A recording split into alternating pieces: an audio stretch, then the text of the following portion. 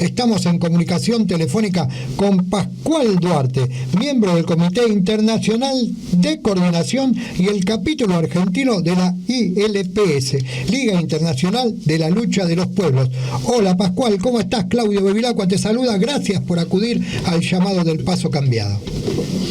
Hola, ¿qué tal? Buenas tardes, Claudio, ¿cómo te va? Bueno, un saludo para vos y para tu equipo y para los oyentes. Bueno, muchas gracias. Bueno, gracias por atendernos. Mucho título de coordinación internacional, capítulo, liga, parece un título nobiliario casi. Es largo, pero está bueno. Porque, sí.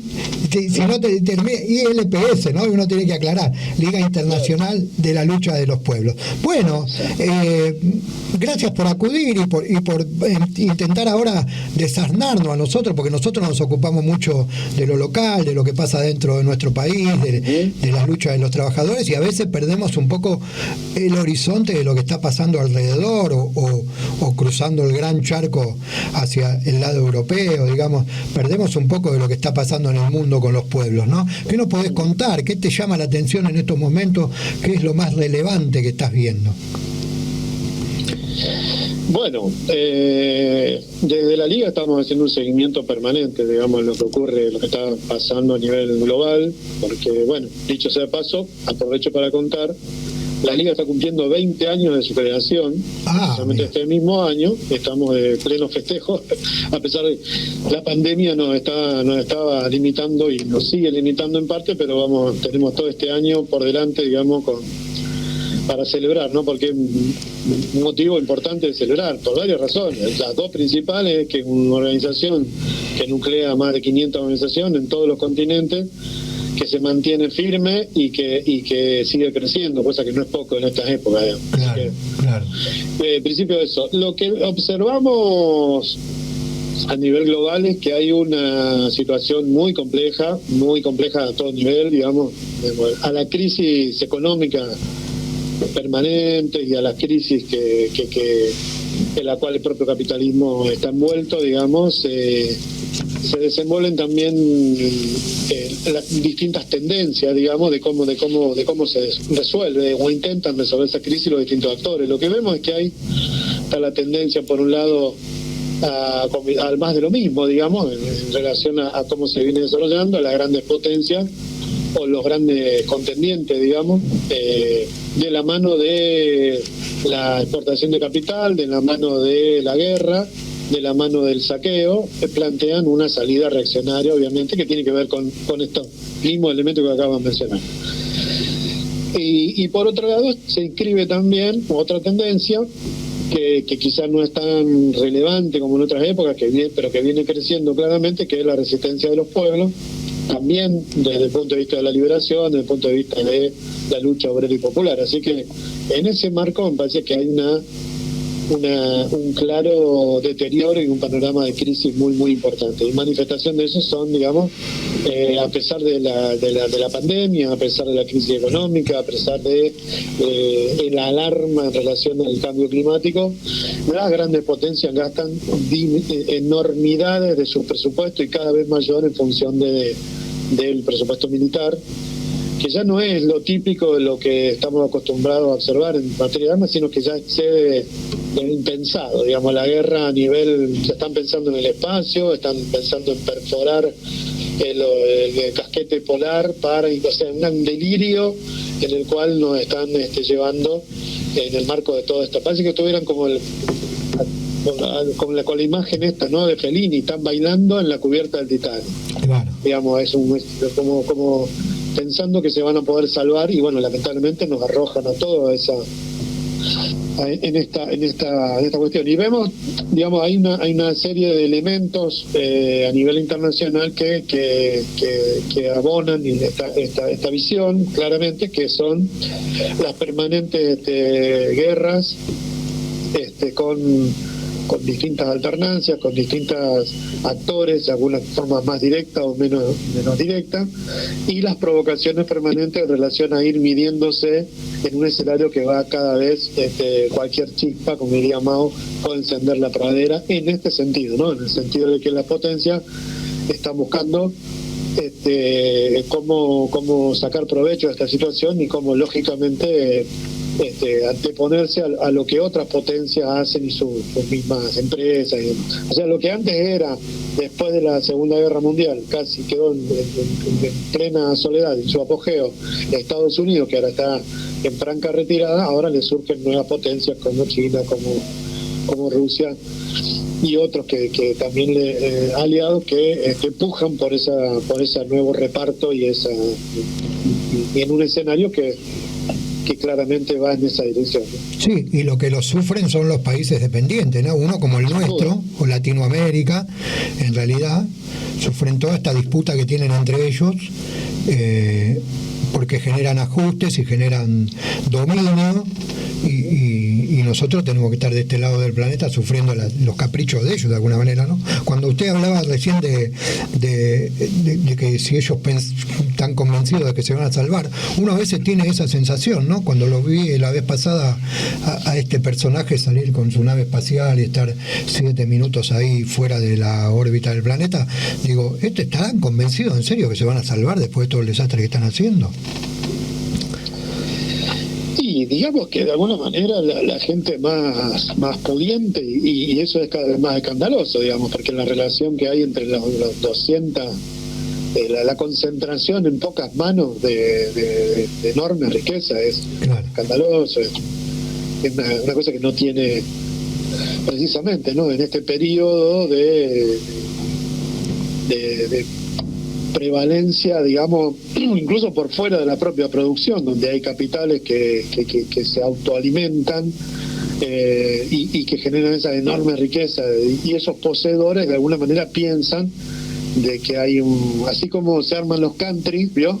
Acá de alguna manera estos son country de lujo, digamos, porque se han pensado que van a tener una posibilidad cuando esto explote todo en algún lugar de la atmósfera o en la Luna o en Marte, pero bueno, lamentablemente para los pueblos no queda otra cosa que la resistencia y la supervivencia en este sentido, ¿no? Y el convite, y de hecho tienen todavía enormes recursos como para poder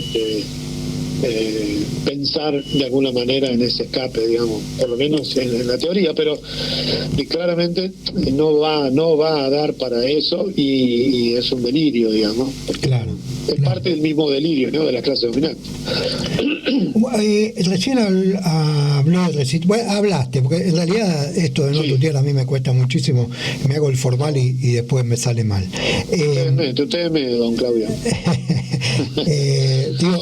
Recién hablaste de un poco de resistencia, ¿no? De los pueblos, que lo único que le queda es resistir. Digo, realmente los pueblos no tienen otro horizonte que resistir, digamos. Hay una salida para esta situación que sufren nosotros. Nosotros vivimos diciendo que la salida en Argentina es, por ejemplo, tomar las decisiones políticas correctas y hacerse cargo de los recursos que tiene el país. Pero en otras partes del mundo, no sé, pienso en Palestina, ahora pienso en esta cuestión de los talibanes, que yo no lo tengo muy claro, pero por ahí vos me podés explicar algo, o a los oyentes le podemos explicar algo. Digo, ¿hay una salida para los pueblos realmente que sea digna y que pueda empezar a cambiar la historia?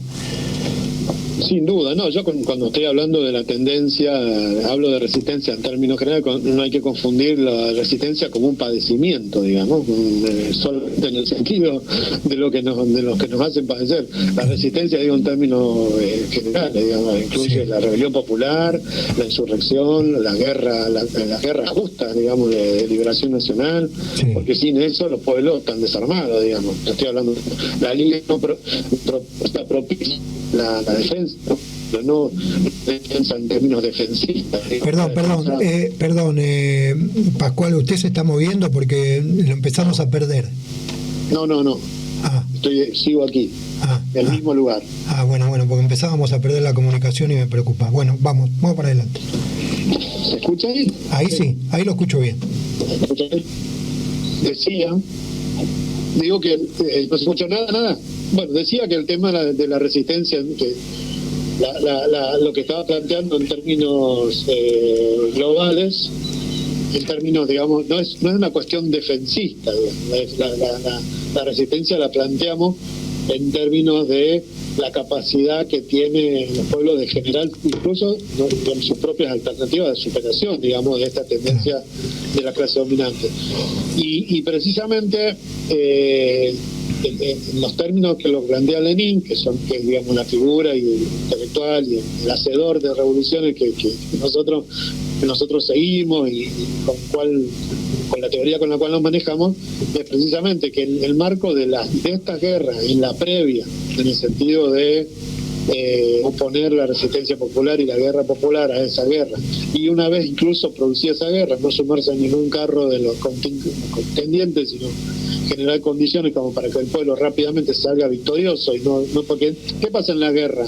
¿Qué pasa en situaciones de no guerra? Que lo venimos pasando, pero también en situaciones de guerra se agudiza. Es que vos tenés que pagar los platos rotos de esa guerra, y la pagan los pueblos. Claro. Entonces, lo que hay que generar en esas situaciones de estabilidad y de alta preocupación, pero también de mucha participación popular, es lograr dar vuelta a la tortilla, que es lo que pasó en todas las guerras previamente o posterior a las guerras o durante la guerra. Ha habido rebeliones y ha habido revoluciones. Nosotros aspiramos a eso, preparamos y queremos preparar a los pueblos para eso. Entonces, volviendo a la otra parte de lo que me planteaban, Afganistán es un claro ejemplo de esto. Los invasores han sido repelidos popularmente.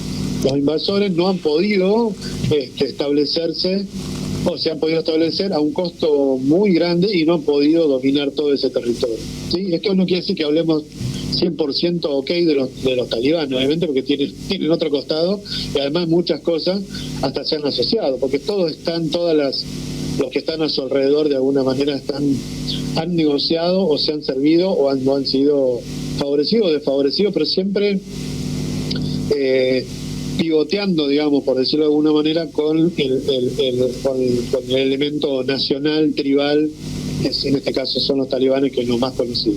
Pero no son los únicos elementos que hay en Afganistán. Si tenés un ratito, podemos ver un poco más eso, pero en principio eso, hay una de las cosas que claramente demuestra Afganistán es que en una política de opresión popular, de opresión nacional, no solo no puede mantenerse al tiempo, sino que no puede salir victorioso, independientemente de los talibanes. No sé si se entiende este concepto. Claro, sí, perfectamente. ¿Sí? O sea, y ahora el talibán está en problemas porque negocia con los rusos, negocia con la posibilidad de extraer, tiene enorme riqueza en el suelo. Ese es otro problema con los cuales los estadounidenses, más allá de cazar a Bin Laden, lo que realmente les preocupaba era eso, la cuestión geopolítica, la cuestión, digamos, económica, que van ligadas, digamos, del marco de la crisis, cada vez se ligan más, digamos, y Afganistán es muy apetecible en ese sentido, digamos, geopolíticamente ni hablar.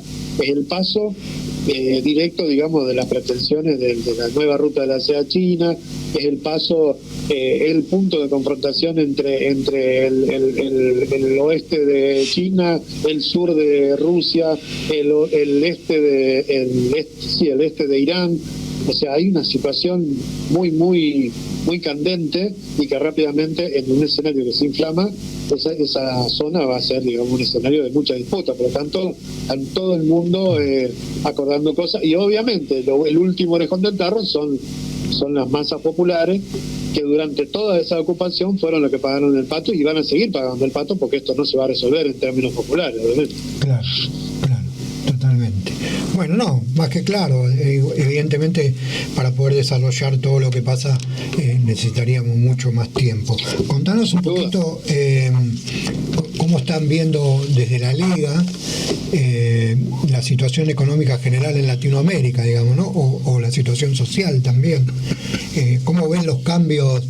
Bueno, no sé si están cómo están viendo o siguiendo de cerca Perú, que tiene un presidente de izquierda ahí, si se mueve como corresponde, o no sé, contanos un poquito todo eso. Bueno, lo de izquierda está en discusión, digamos. Bueno, es como dije en la editorial, un poco decía que los políticos nos dicen una cosa y después hacen otra, ¿no? Entonces como que... Sí, pero digamos que tiene un rasgo, un componente popular importante, sí, y viene de una extracción de los trabajadores, obreras, pero tiene algunas otras cosas que, bueno, obviamente que es bastante vidriosa, que es difícil de coincidir, pero hay que tener en cuenta también la situación que es particular de Perú para poder analizar eso, claro, que viene de una desestabilización. Parece el 2001 nuestro, en Argentina en el sentido del desfile permanente post de Fujimori y después de la guerra civil que hubo. Claramente fue eso, Sendero Luminoso, Tupac Amaru contra las fuerzas reaccionarias de ahí. Digamos, ha habido una permanente permanente caos institucional y caos económico y demás, y un poco lo que la gente está bastante harta de todo eso. Me parece que lo de Castillo expresa un poco esa idea, ¿no? De terminar con una casta política, porque no viene de la casta política, por decirlo así, claro. Terminar con años de neoliberalismo, terminar con muchas excepciones, con una situación, digamos, de no sacarle la plata a los que la tienen. O sea, hay unas cosas interesantes en Castillo que, pero bueno, para los parámetros de izquierda son discutibles, digamos. Depende cómo sepan.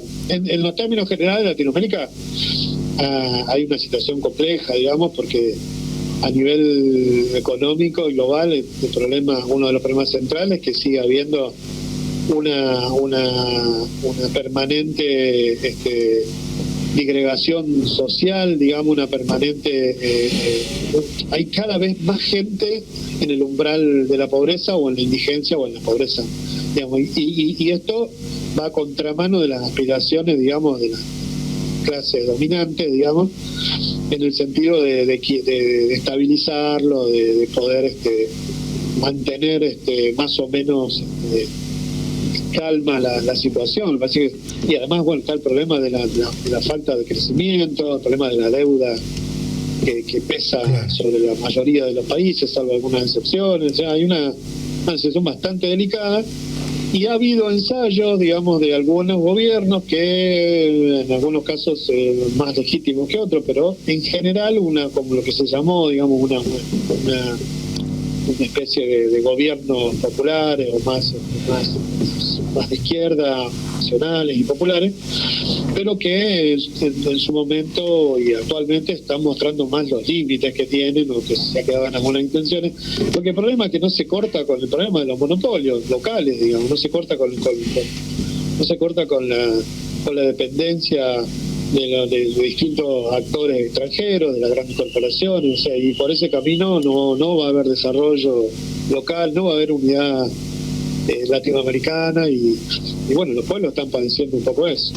Eso se traslada. De todas maneras, hay también, y estamos siguiendo eso y lo celebramos, y un poco la pandemia no lo puso en el freezer, pero le puso un paño frío. Ha habido una serie de estallidos muy importantes, interesantes, que han puesto a la clase dominante sobre alerta de que ya no hay muchas condiciones como para poder seguir por el camino, ya sea con discursos más o menos lindos o mintiéndole a la gente, porque el horno no está para bollo, digamos. Claro ejemplo, digamos, desde Ecuador hasta Chile, digamos, de que esto digamos, está lejos de que la gente no va a tolerar así fácilmente. Claro. La pregunta era esa, ¿no? Se traslada a la mayoría de los países de Latinoamérica. ¿Cómo vivió la Liga la situación de Cuba? Esto de que, por ejemplo, salen a pedir, por supuesto, todo lo que quieren derrotar a Cuba, Estados Unidos en la cabeza y los demás países que no se bancan un país como Cuba, de salir a decir que Cuba necesita un cordón humanitario, ¿no? ¿Cómo lo vivieron ustedes eso? En principio lo vemos como parte del juego, digamos, o sea, Estados Unidos se está retirando de lugares donde claramente estaba empantanado y perdiendo plata y perdiendo recursos y perdiendo tiempo, para centrarse en la frontera de la OTAN, para fortalecer la OTAN, para empantanar un poco a África, pero centrarse en Europa, la OTAN y lo que ellos consideran su patio trasero, el escenario de Latinoamérica y del Caribe. De hecho, cuando hubo pequeño detalle, cuando lo vieron que incluso este es un problema, ¿no?, del imperialismo yanqui, que todos sus aliados, todos sus amigos en aquellas regiones que antes gozaban de su protección, ahora están viendo cómo Estados Unidos está replegándose raudamente de varios lugares. Pienso en Japón, por eso Japón ahora está teniendo otra política, con los distintos actores que hay en la zona. Por eso Arabia Saudita está cambiando de política, además de la crisis que le impacta la crisis del petróleo. Porque, por ejemplo, ahí cuando hubo a Arabia Saudita le bombardearon las principales refinerías de Aramco, que la gran refinería que tenían, con drones, con tecnología desde Yemen, con la milicia yemení, se tomaron el vuelo de Emiratos Árabes, la principal base aérea que tenía, y la replegaron a zonas más tranquilas, digamos, para sacarla fuera del alcance. O sea, y vemos, digamos, que esa permanente escaramuza, que en cualquier momento se transforma en un desastre, también son parte de la lucha, digamos, más política, más posicional en relación a esto, ¿no? Hago tal cosa, o da vuelta a lo de Bolivia, nosotros seguimos con Venezuela, pero también vamos con Cuba. O sea, hay una situación primero en ese sentido, ¿no? Claro. Después, lo de Cuba en sí, obviamente hay que ver que ahí la situación está lejos de estar bien. Digamos, Cuba viene arrastrando ya problemas hace bastante tiempo y además, más allá de los problemas, tienen la suficiente capacidad como para resolverlo, digamos. Pero claro, en el marco de una pandemia, todos los gobiernos han sido golpeados de alguna manera, y esta fue la manera en que encontró el imperialismo también de tomar contacto, yo diría, con algo bastante sentido en algunos lugares, porque eso, digamos, desde nuestro punto de vista, nada puede ser tan inventado. O sea, siempre una mentira, decía un dirigente nuestro que ya no está con nosotros, decía que toda mentira tiene una pata de verdad, digamos. Claro. Esto es una gran mentira, una gran operación, pero sentada obviamente en una serie de problemas que lógicamente tiene. Claro. Pero no vamos a entrar en eso. Si vamos a discutir problemas de Cuba, vamos a estar, digamos, digo, un programa especial, yo diría. No, claro, digo, uno lo que hace es pasarlo por arriba, así uno entiende la presión estadounidense y el bloqueo. Pero don Claudio, se lo voy a decir para no ser oportunista. El problema principal que tenemos, la advertencia principal que tenemos en relación a Cuba, no viene de afuera, sino viene de adentro mismo. Claro. En relación a plantearse como una salida el modelo chino, ¿sí? Claro. Ese es el problema que tiene. Y en ese sentido, bueno, si vos asumís la lógica de ese tipo de modelo, vas a tener, porque China está inmersa en una crisis también, ¿sí? O sea, no es que es la China de Mao y que está todo bien.